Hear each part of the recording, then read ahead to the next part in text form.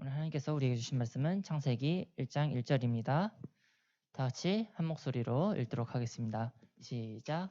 태초에 하나님이 천지를 창조하시니라. 아멘. 최태원 강사님 나오셔서 드린 헌금 위에 기도해 주시고 너희들의 원동력은 무엇이니? 라는 제목으로 말씀 전해 주시겠습니다.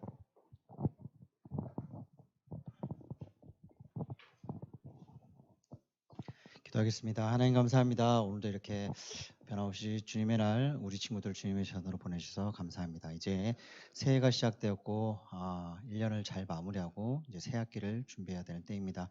우리 친구들에게 새해에는 더욱더 큰 꿈과 비전 가질 수 있도록 하나님 지혜를 주시고 용기를 주시고 우리 친구들 언제나 학업 가운데 있습니다. 지치지 않고 끝까지 잘 완주할 수 있도록 하나님께서 동행하여 주시옵소서. 소중한 용돈 모아서 주님께 예물을 드렸습니다. 이 예물이 사용되어지는 곳에 하나님의 사랑과 향기가 넘쳐날 수 있도록 도와주시옵소서. 오늘 말씀 함께 나눕니다. 하나님 우리 친구들의 마음속에 큰 열매를 맺을 수 있도록 도와주시옵소서. 이 모든 말씀 예수님의 이름으로 간절히 기도드리옵나이다. 아멘.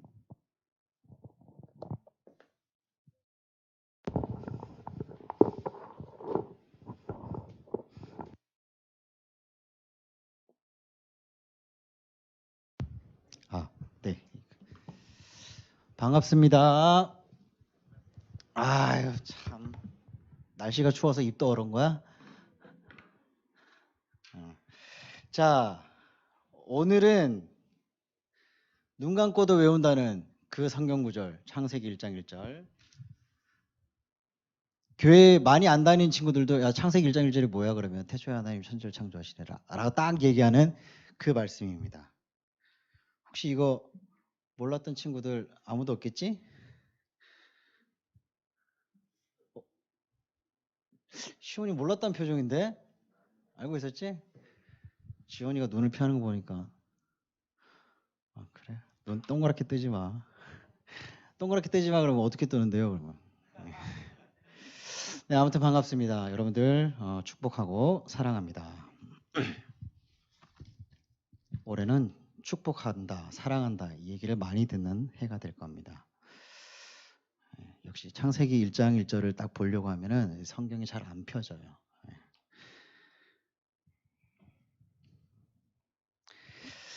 하나님께서는 변함없이 우리에게 그리고 여러분들에게 새로운 삶과 새로운 해를 선물로 주셨습니다. 이제는 한 학년씩 더 올라가겠죠? 하지만 나이는 1살, 많게는 2살까지 어려진다는 거. 학년은 올라가는데 나이는 어려진다. 모르는 친구도 있나 보네? 올해부터 만 나이로 계산되는데. 그러니까 너네 아직 중딩이야. 네. 어쨌거나 이 나이법이 국제 표준이에요.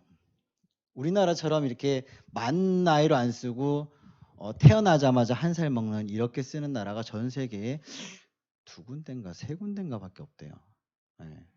나머지는 다 일본하고 우리가 그렇다 그랬나? 하여튼 그런데 이제는 이제 국제 표준화가 돼서 만 나이로 우리도 계산이 되어집니다. 강사님도 역시 어려졌습니다. 네, 이상하게 나이를 먹었지만 나이를 먹지 않은 이 느낌 산뜻합니다. 참 요즘 아이러니합니다. 그죠? 여러분들 1년 동안 어땠는지 물어보면은 아침에 잠깐 이야기하는데 누구는 한 학기가 끝났다고 마치 졸업식보다 더 크게 울었다고 하는 친구도 있고 그 눈물을 머금고 눈물의 팝콘을 먹으면서 영화를 봤다는 친구도 있고 네 아무튼 여러 가지 많은 일들이 있습니다. 모쪼록 올해 2023년 새해에는 우리 교회의 표어는 지상명령 수행하는 교회입니다. 아울러서 우리 중고등부의 주제는 벅차오르는 중고등부 시즌 1의 해가 됩니다. 그리고 표어는 열방을 향하는 중고등부가 됩니다. 자, 그에 맞춰서 첫 번째 여러분들에게 한번 물어보겠습니다. 여러분들 왜 삽니까? 왜 사나요? 나 뭐 대답 들은 것 같은데 뭐라고? 지원아! 복 받아라. 그렇죠. 하나님의 영광을 위해서 살아야죠. 이게 모범 답안이거든. 근데 이렇게 대답 안 하는 친구들이 있습니다. 엄마가 낳아줘서요. 부모님이 나를 태어나게 해줘서 어서 와. 굉장히 멀리에서 왔어요. 저기 두바이에서 왔어요. 빨리 와, 앞으로. 그냥 표현이 그렇다라는 거야. 두바이에서 왔다는. 잘 갔다 왔지? 어디까지 했지? 나이는 어려졌는데 이게 기억력은 저 나이를 먹어버렸네. 어쨌거나 지원이가 이야기한 것처럼 하나님의 영광을 위하여 사는 것, 이것이 분명한 목적이 되어야 되는데 일반적인 친구들은 뭐 부모님이 태어나게 했으니까 뭐 살고 있죠, 나왔죠, 태어났죠, 이렇게 이야기를 합니다. 아니면 혹은 그 친구들은 글쎄요, 잘 모르겠는데요, 내가 왜 태어났죠? 그러면서 부모님을 원망하는 친구들도 있습니다.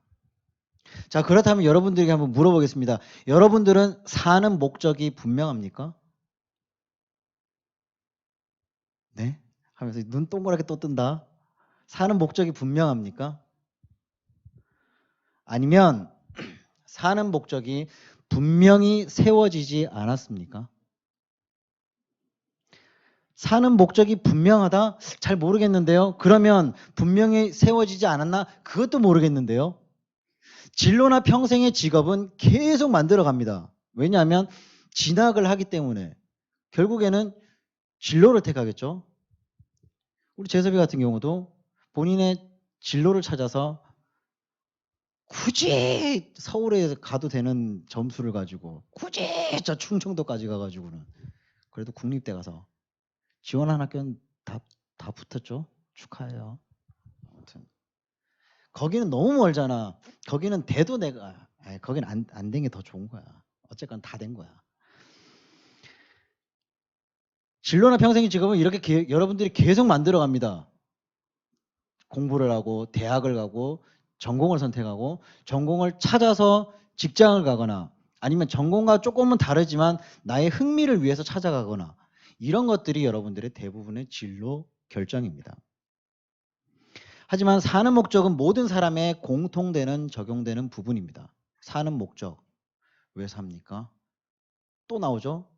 네, 좋은 대학 가려고요. 좋은 대학 나와서 뭐 할 건데요? 또 쭉쭉 가겠죠? 좋은 데 취직하려고요. 좋은 사람 만나려고요. 돈 많이 벌려고요. 좋은 가정 만들려고요. 좋은 집에 살려고, 좋은 차 끌려고요. 그러면요, 죽겠죠. 그것은 인류에게 하나님께서 주신 목적이기 때문에 이 목적이라는 것은, 삶의 목적이라는 것은 일찍 깨달으면 깨달을수록 좋다는 겁니다. 언제요? 바로 여러분들의 시기에, 중고등부 시기에, 청소년 시기에 이 사는 목적이 내가 왜 사는지, 지원이처럼 하나님의 영광을 위해서요 라는 이 한 줄이 여러분들의 머릿속에 각인시키는 것이 그게 빠르게 정립된다면 여러분들은 평생에 사는 목적이 분명하게 알고 살아가는 사람이라는 겁니다. 올 한 해 우리 가정의 중고등부는 벅차오르는 청소년답게 분명한 목적이 확립되는 한 해가 되기를 간절히 소원합니다. 그렇다면은 여러분들의 삶의 원동력은 무엇인지에 대해서 한번 나눠보려고 합니다. 자, 원동력이라는 것은 뭐예요? 무엇인가를 끌고 가고자 하는 힘입니다. 그죠? 원동력에 대한 한자풀이를 아는 사람. 내가 상품권 줄게. 또 핸드폰 든다. 패스. 자, 이 원동력이라는 것은 힘이 있습니다. 어떤 사람은 돈을 버는 재미로 살고요. 또 어떤 사람은 자식에게 모든 목적을 두고 사는 사람이 있습니다. 이 중에 여러분들도 나중에 결혼하고 애 낳고 살면은 그런 사람들이 있어요. 그럼 여러분들이 딱 물어보겠죠. 강사님 아들이 이쁘지 않습니까? 아, 물론 이쁘죠. 이쁘지만 좀 냉철한 아빠입니다. 네. 아들에게 목적을 두고 살지는 않습니다. 정말이에요. 어쨌거나 결국 그 사람 각자가 각자를 끌고 가는 원동력은 바로 살아가는 인생의 목표입니다. 삶의 원동력, 삶의 목표는 정말 다양합니다. 개인의 성취감, 마음의 평안과 행복감, 타인을 위한 봉사, 가족과 함께 누리는 작은 행복들, 여러 가지 기타 등등등등이 있습니다. 그래서 자신을 개발하고 삶의 질을 높이는 여러 가지 일들을 시도합니다. 그게 사람이에요. 그러나 이것이 우리가 세상에 들어온, 세상에 태어난 목적이 될 수는 없습니다. 많은 청소년들이 원한과 분노에 쓴뿌리를 씹으면서 살아갑니다. 상처를 입은 것에서 벗어나지 못합니다. 결국에 용서를 통해 고통에서 벗어나는 대신에 머릿속에서 이 고통의 순간들이 계속돼서 반복됩니다. 분노를 나타내기도 하거나 혹은 누가 물어도 그 어떤 경우라도 내가 마음 터놓는 친구 외에는 그 누구에게도 입을 열지 않습니다. 그렇게 분노를 내면하는 청소년들이 너무나 많습니다. 지금도 저 밖에는 너무나 많아요. 그것을 우리는 뭐라고 해요? 사춘기 혹은 질풍노도의 시기라고 합니다. 오늘 이 자리에 이제 중학생으로 올라가는 중학교 예비 1학년 친구들이 올라왔습니다. 정말 환영합니다. 근데 여러분들이 이제 사춘기가 이미 왔는지 어쨌는지는 모르겠습니다. 하지만 여러분들의 시기, 앞으로 이 중고등부 시절 6년 동안에 한 번쯤은 이 질풍노도의 시기를 겪을 수가 있습니다. 누가 물어도 대답을 안 합니다. 엄마가 밥 먹어 그러면 조용히 나가서 밥만 먹고 조용히 방에 들어갑니다. 아침에 밥 먹고 가라 그러면 됐어 한마디 하고 그냥 문 열고 나갑니다. 현관문을 이렇게 저 같은 경우도 현관문을 열고 나오면은 이렇게 닫습니다. 근데 질풍노도에 있는 청소년들 어떻게 하는지 압니까? 쾅! 다들 한 번씩 경험이 있나 모르겠네. 네, 그런 시기가 분명히 올 겁니다. 하지만요, 왜 그렇게 하는지에 대해서는 여러분들이 잘 알아야 됩니다. 그렇게 여러분들의 마음속에 분노를 내면화시키면 안 돼요. 여러분들의 시기에 분노가 자꾸 쌓이잖아요. 그러면 삶의 질이 높아질 수 없을 뿐더러 여러분들의 시기에 가장 중요한 꿈과 비전을 키울 수가 없다라는 겁니다. 사람은 대개 물질과 명예에 이끌려 살아갑니다. 그리고 항상 더 많은 것들을 얻고자 하는 것은 이 욕구라는 것을 더 많이 가진다면 더 행복해지고 더 중요한 사람이 되며 더 안전한 사람이 된다라고 착각을 합니다. 많은 사람들은 인정받기 위해서 살아갑니다. 어려서부터 나이 들어서까지 그러다 보니 즉 나 자신이 없습니다. 여러분 자신이 없다라는 거예요. 부모가 이렇게 살아가면 알았어. 그리고 친구들이 야 이렇게 해 그럼 알았어.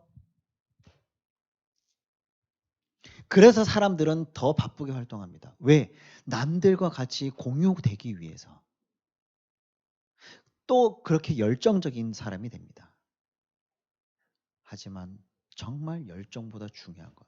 물론 열정도 중요합니다. 하지만 이 열정보다 중요한 것이 바로 방향입니다. 방향. 다른 곳으로 사다리를 올려놓고 열심히 올라간다면 헛수고입니다. 저 현수막을 달고자 하면 저기다가 사다리를 놔야 돼요. 그죠? 저 현수막을 달기 위해서 저기다 사다리를 놓으면 어떻게 돼요? 뭐 벽 타고 갈 거야? 그런 것과 똑같습니다. 정상적이지 못한 사람은 열정은 있지만 방향이 잘못된 겁니다. 우리의 삶이 열정이 없어서가 아니라 방향이 잘못되어서입니다. 여러분들의 삶의 방향. 오늘 처음 중고등부 예비 중1 친구들은 이게 초등학교 때 초등부 때 듣던 설교는 이런 게 아닌데 그죠? 하지만 여러분들 중요합니다.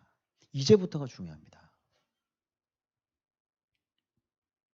1학년 때부터 이런 것들을 생각하면서 살아간다면 여러분들은 정말 행복한 중고등부 청소년기 6년을 보낼 수가 있을 겁니다. 그렇다고 뭐 지금 중3, 고1 친구들 저희는요 괜찮아요. 아직 중고등부잖아. 아직 청소년이잖아. 그렇기 때문에 괜찮아요. 지금 이 시간부터 여러분들의 삶의 방향을 분명하게 정하시길 바랍니다. 러시아의 소설가 안드레이 비토프는 무신론적인, 그러니까 즉 신이 없다라는 그런 사상을 가진 공산주의 정권 아래에서 성장했습니다. 굉장히 우울했겠죠. 우울했던 어느 날 레닌그라드 지하철역에서 이런 글귀를 봅니다. 하나님 없이는 삶을 이해할 수 없다. 라는 구절에 삶의 희망을 찾았다고 고백합니다. 청소년 여러분들, 이 자리에 앉아있는 여러분들 각자 자신의 삶의 원동력은 무엇입니까? 여러분을 끌고 가는 엔진, 동력의 기준은 무엇입니까? 그것에 대한 답을 하나하나 한번 찾아가 봅시다.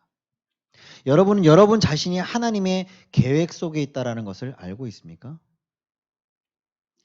단순히 여러분들이 살아가는 것이 부모님이 낳아줬기 때문에 그냥 유치원 다니고 학교 입학하고 초등학교 졸업하니까 중학교 가고 중학교 졸업하니까 대학교 입학금 내주니까 또 가고 나머지는 알바해서 학비 내고 기왕 들어왔으니까 졸업하고 그런 겁니까? 모든 존재에는 목적이 있습니다. 그냥 허투루 있는 것이 단 하나도 없습니다. 자, 시계의 존재의 목적은 뭡니까? 시계의 존재 목적. 그렇죠. 그럼 피아노의 존재 목적은 뭡니까? 연주하려고. 즉 아름다운 소리를 내려고. 네. 그리고 컴퓨터의 존재 목적은 뭐예요? 다양한 지식 제공 혹은 레포트. 그렇게 각기마다 다 존재의 목적이 있습니다. 제대로 목적에 맞는 성능을 낼 때 그것은 좋은 제품이고 좋은 예술로 승화가 될 수가 있는 겁니다. 성경은 하나님께서 창조주이며 만물은 하나님의 피조물이라고 합니다. 피조물은 나름대로 각자의 목적이 있습니다. 하물며 만물의 영장이라는 인간이 목적 없이 태어났겠습니까? 저 바깥에 있는 이 추운 날에도 열심히 일하고 있는 개미들도 존재의 목적이 있습니다. 그 미물들도 존재의 목적이 있는데 여러분들이 존재의 목적이 없겠냐는 겁니다. 우리가 세상에 온 것은 절대로 우연이 아닙니다. 부모님이 만나 결혼하고 때가 되어 세상에 태어난 생명처럼 사실은 우리는 부모님의 계획 속에는 없습니다. 어째 보면 부모님이 태어났기 때문에 부모님의 계획 아래 있는 것처럼 보이지만 부모님의 계획 아래 있는 것이 아닙니다. 저 강사님이 이렇게 이야기했다고 또 집에 가서 오늘부터 엄마의 존재 목적은 내가 엄마의 존재 목적이 아니니까 내가 엄마 말대로 안 할 거야. 이러면 안 돼요. 전사님 전화 받아요. 그런 뜻을 한 얘기가 아닙니다. 부모님 역시도 하나님의 계획 아래 있다라는 이야기입니다. 즉 그 말인즉슨 무엇이냐? 부모님 역시도 하나님의 계획 아래 있는데 여러분들은요. 여러분들도 마찬가지로 하나님의 계획 아래 있습니다. 단 여러분들을 잘 성장시켜 주기 위해서 부모님의 울타리가 있다라는 겁니다. 그 울타리를 무시하면 안 돼요. 우리는 하나님의 선택과 계획 속에서 세상이라는 이 공간 안에 들어왔어요. 피조물은 창조주의 치밀한 계획과 목표가 있는 것처럼 나를 만드신 하나님의 목적 아래에 세상에 들어오게 되었습니다. 하나님은 우리 삶의 시작일 뿐만 아니라 우리 삶의 근원, 뿌리라는 겁니다. 뿌리의 시작점이십니다. 그리고 그 끝 역시 뿌리에서 시작해서 열매를 맺고 잎사귀가 나고 다 되었을 때 그리고 그 과실이 떨어질 때까지 하나님의 목적 아래 살고 있습니다. 이 삶의 목적을 발견하기 위해서는 대중심리학이나 혹은 심리개발서나 혹은 인간 처세술이나 그런 기술 등에 맡길 것이 아니라 하나님의 말씀에 귀를 기울여야 됩니다. 여러분들 이제 중학생이잖아요. 물론 이제 좋아하는 것들 많이 하겠죠. 운동도 하고 친구들도 만나고 동아리 활동도 하고 여러 가지를 하겠죠. 우리 자신을 이해하는 가장 정확한 방법은 하나님이 누구시고 우리를 위해서 무엇을 하시는지를 아는 것입니다. 하나님의 존재와 계획이 우리 삶의 원동력이 되어야 된다는 겁니다. 자기 개발을 위한 책, 강도사님도 고등학교 때 되게 많이 봤거든요. 자기 개발서.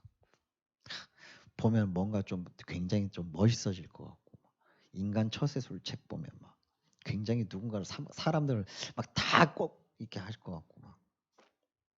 근데 그게 다가 아니에요. 왜 잘못된 것이냐면 그런 것들은요, 사람에게서부터 출발하기 때문입니다. 누군가의 마음을 얻고자 한다. 그럼 그 사람에게서부터 출발하는 거예요.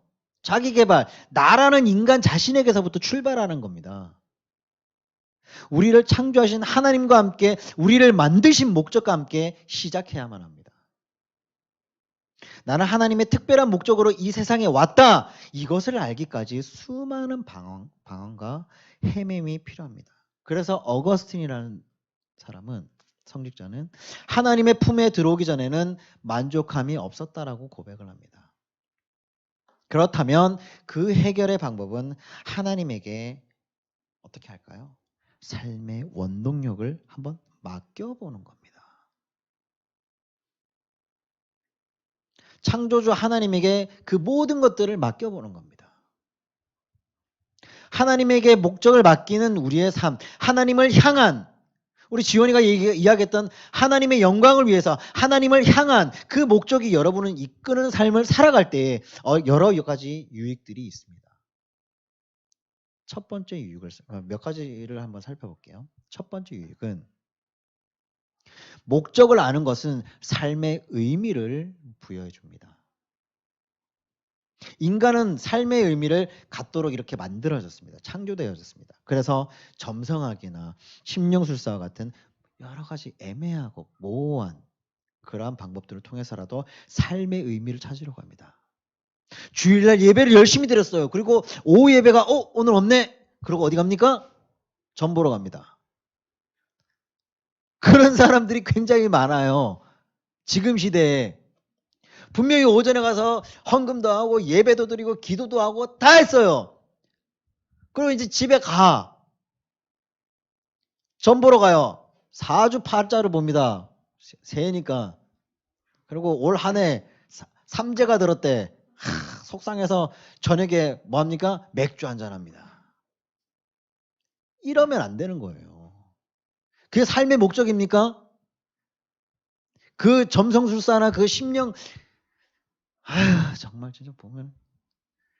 그래가지고 집에 가가지고 그냥 속상하다고 오늘 3제니까 뭘 조심하라고 뭐 물 멀리 하라 했다가 난 오늘부터 일주일간 샤워도 안 할 거라고. 그러면 안 돼요, 여러분. 그러면 그 4주 8자는 나쁜 거면은 타로 카드 똑같아요. 타로 카드도 타로점을 왜 보냐고. 타로점을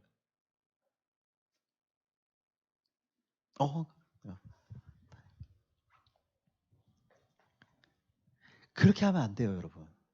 그래서 그렇게 그런 곳에서 그런 사술 같은 데서 삶의 의미를 찾으려고 하면 안 됩니다.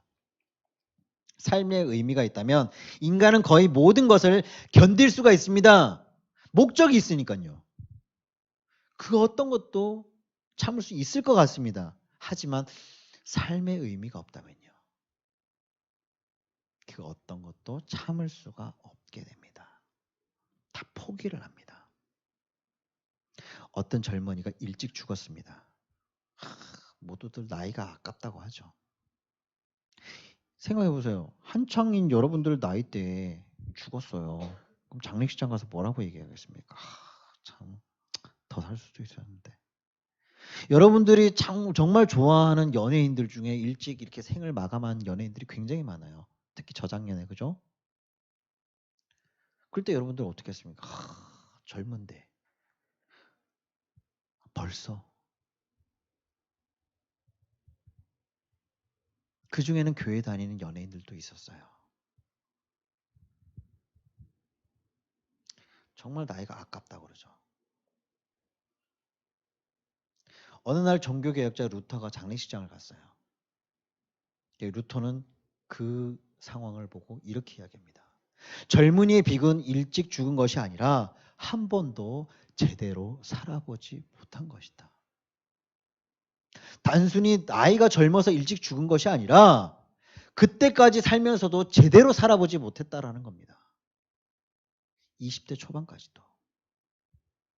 자, 그러면 2024년 새해가 밝았어요, 여러분. 여러분들 이제 한번 제대로 살아봐야 되지 않겠습니까? 우리에게 가장 큰 비극은요, 목적이 없다는 삶, 아무런 삶의 의미도 찾지 못하는 그러한 삶, 삶의 진정한 의미가 없는 겁니다. 두 번째로, 목적을 알면은 초점을 맞춘 삶을 살게 됩니다. 여러분들 이렇게 렌즈를 이렇게 비추잖아요. 혹은 아니면은 이렇게 비닐에 물을 넣고 이렇게 태양 아래 있으면은 어떻게 돼요? 하늘아? 너는 문과니? 아, 미안해. 이과는? 네. 야, 이거 문과니까 상관없는 거 아니야? 그럼 대답해 봐. 어떻게 돼? 글쎄요. 타요. 불이 나요. 하나님이란 이 목적에 맞추면 에너지를 집중할 수가 있어요. 그때 에너지가 생깁니다. 세 번째, 목적을 알 때 하나님과 함께하는 일. 하나님과 함께하는 일. 강도사님이 하는 일을 뭐라고 합니까? 사역자라고 합니다. 그렇게 여러분들 역시도 하나님과 함께하는 일, 바로 사역의 동기가 유발합니다. 강도사님만 뭐 사역을 하는 걸까요? 아니요. 여러분들도 사역자가 될 수가 있습니다. 그렇다고 뭐 여러분들 신대원가 아니요. 신대원은요, 분명한 의미가 있고 목적이 있고 하나님에 대한 어떤 약속을 그런 것들 이 다짐이 있어야 돼요.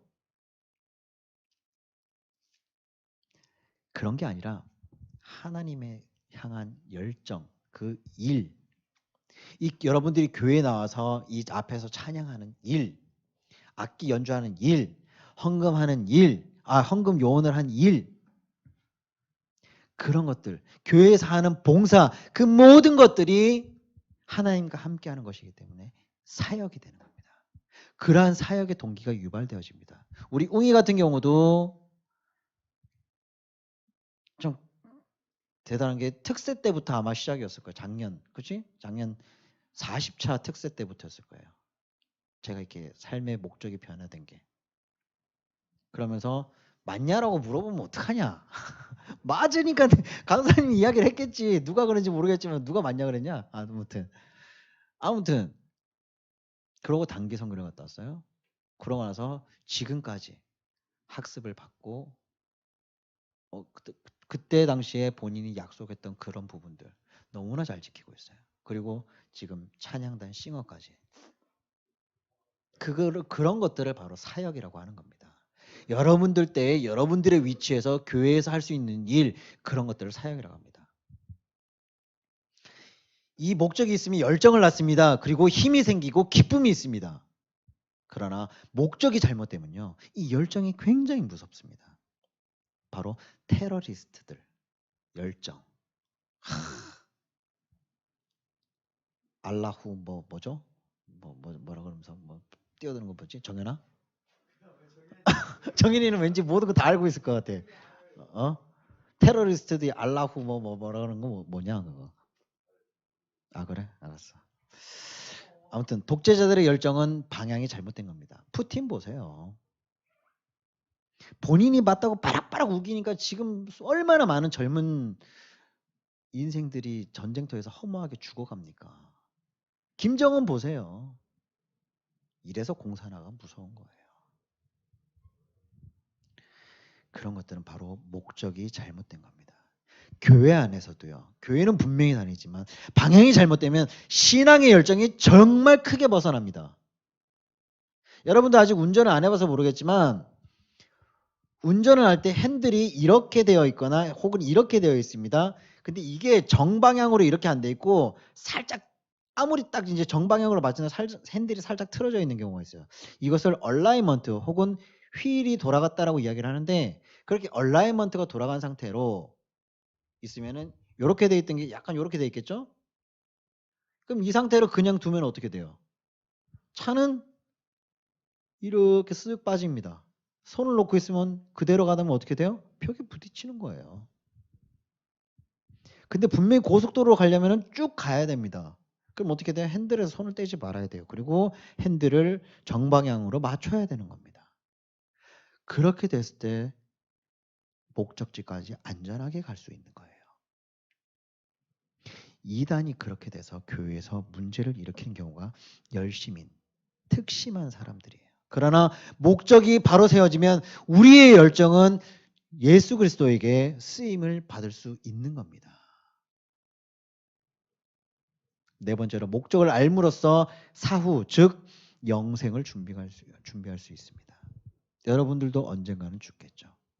누군가는 장수를 할 것이고 누군가는 조금 일찍 하나님께서 부르셔서 갈 수도 있어요.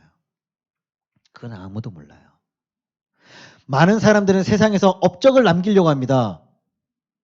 여러분들도 지금 막 머릿속에 생각하잖아요. 아, 내가 지금 조금만 더 공부 열심히 하면 좋은 대학을 갈 것이고 혹은 좋은 직장에 취업을 할 것이고 승진을 하면서 승승장구하다 보면 내 이름이 그 회사에 딱 남겠지. 그러나 정작 중요한 것은 사람들이 나를 어떻게 생각하고 있는가, 기억하고 있는가 이런 것들이 아니라 사람들에게 보여지는 시선, 의미 그런 것들이 중요한 게 아니라 하나님이 우리에게 대해서 어떻게 생각하시느냐, 하나님께서 나를 보시고 뭐라고 생각하시느냐 그것이 중요하다는 겁니다. 우리가 죽음을 통해서 하나님 앞에 서게 되었을 때 하나님께서는 아마 두 가지 질문을 이렇게 하실 겁니다. 첫 번째는 너는 나의 아들 예수 그리스도와 함께 무엇을 하였느냐. 여러분 이 질문 올해 한 해 잘 한번 생각해 보세요. 너는, 여러분들은 나의 아들 예수 그리스도와 함께 올 한 해 무엇을 함께 하였느냐. 예수님이 우리를 위해 하신 일을 받아들였고 예수님을 사랑하고 신뢰하는 것을 배웠냐라는 것을 물어보시는 것입니다. 예수 그리스도께서 우리의 죄를 대신해서 십자가에 못 박혀 달려 돌아가셨고 그 예수 그리스도의 열정을 너희가 닮아가려고 애를 썼느냐 그 얘기를 하는 겁니다.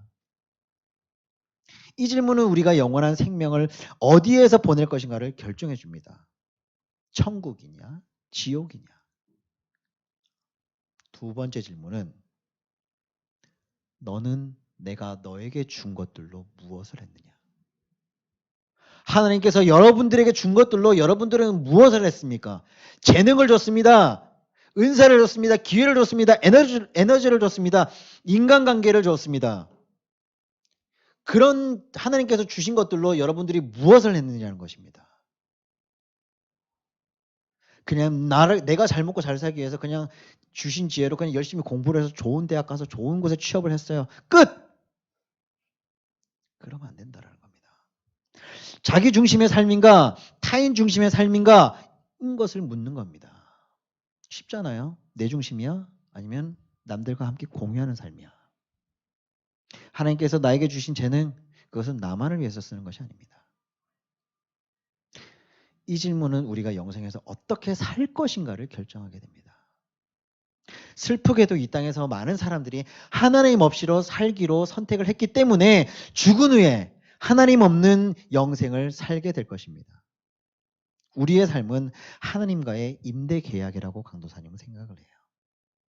정해진 시간을 들고 세상에 내려옵니다. 부모님을 통해서 이 땅에 나왔습니다. 수명만 임대하는 게 아니라 하나님께로부터 위임받은 사항들을 갖고 이 땅에 태어나는 것입니다. 우리의 삶은 회전목마가 아닙니다. 성원이가 몇 년 전에 이제 그런 노래를 부르더라고요. 작년인가 저작년인가. 빙빙 돌아가는 회전목마처럼 맞나? 그런 노래가 있더라고요. 그렇게 우리의 삶은 회전목마가 아닙니다. 올라가고 내려가고 내려갔으면 올라가고 그 자리에서만 맴돌다 내려오는 회전목마가 아닙니다. 우리의 삶은 굴곡이 있습니다. 우리의 삶은 목적이 있는 여행이라고 할 수 있습니다. 죽음은 우리가 집을 진짜 떠나는 것이 아니라 진짜 집으로 돌아가는 겁니다. 우리가 왔던 곳으로 돌아가는 거예요. 죽음이라는 것은. 이것이 목적과 함께하는 인생입니다. 말씀을 정리할게요. 이제 2023년 새해가 시작되었고 8일째입니다. 아직 357일 남았습니다. 너무 많이 남았죠. 고3들은 조금밖에 안 남았네. 300일 조금 넘게 남았네. 어쨌거나 아직 350일 넘게 남았어요. 하지만 강도사님이 여러분들에게 늘 얘기했듯이 모든 목적의 최종 포인트는 바로 하나님을 향하는 것입니다. 서두에서 우리 지원이가 이야기했던 것처럼 하나님의 영광을 위하는 삶, 하나님을 바라보는 삶, 하나님의 목적을 위해서 사는 삶, 그것이 여러분들에게 핵심의 삶이 되어야 됩니다. 그런 삶을 살아갈 때 여러분 각자의 계획한 것 이상으로 하나님께서는 여러분들을 반드시 하나님의 계획 아래에서 하나님께서 하시고자 하는 일들, 여러분 하나하나를 하나님께서 들어서 직접 사용할 것이고, 들어서 사용하실 때 여러분들은 이곳 대한민국에만 머무는 것이 아니라 이 의정부 땅에만 국한되는 것이 아니라 열방을 향하는 지상명령을 수행하는 교회에 맞는 성도로서 열방을 향하는 우리 중고등부가 될 것입니다. 그런 멋진 하나님과 함께 2023년 한 해 여러분 인생에 큰 변화를 일으키는 한 해가 되기를 간절히 소원합니다. 기도하겠습니다. 하나님 감사합니다. 오늘 이렇게 창세기 1장 1절 말씀 가지고 2023년 너희들의 원동력은 무엇이니라는 제목으로 함께 말씀을 나눴습니다. 우리 친구들 인생을 살아갈 때 분명한 목적을 가지고 하나님께서 우리에게 주셨던 그 선물들 어떻게 사용할 것인가를 잘 고민하면서 하나님과 동행하는 삶을 살 수 있도록 도와주시고, 우리 삶의 모든 것들을 하나님께 위탁하며 맡기며 살아갈 때 하나님께서 우리 친구들을 들어 사용해 주시고 열방을 향하는 우리 친구들로 들어서 사용하여 주시옵소서. 한 주간의 삶 속에서도 늘 건강하게 지켜주셨기를 간절히 바라고라며 이 모든 말씀 걸어가신 예수님의 이름 받들어 간절히 기도드리옵나이다. 아멘. 주님 가르쳐 주신 기도로 예배를 마치겠습니다. 하늘에 계신 우리 아버지여, 이름이 거룩히 여김을 받으시오며 나라의 임하옵시며 뜻이 하늘에서 이루어진 것 같이 땅에서도 이루어지이다. 오늘날 우리에게 일용할 양식을 주옵시고 우리가 우리에게 죄 지은 자를 사하여 준 것 같이 우리 죄를 사하여 주옵시고 우리를 시험에 들게 하지 마옵시고 다만 악에서 구하옵소서. 대개 나라와 권세와 영광이 아버지께 영원히 있사옵나이다. 아멘.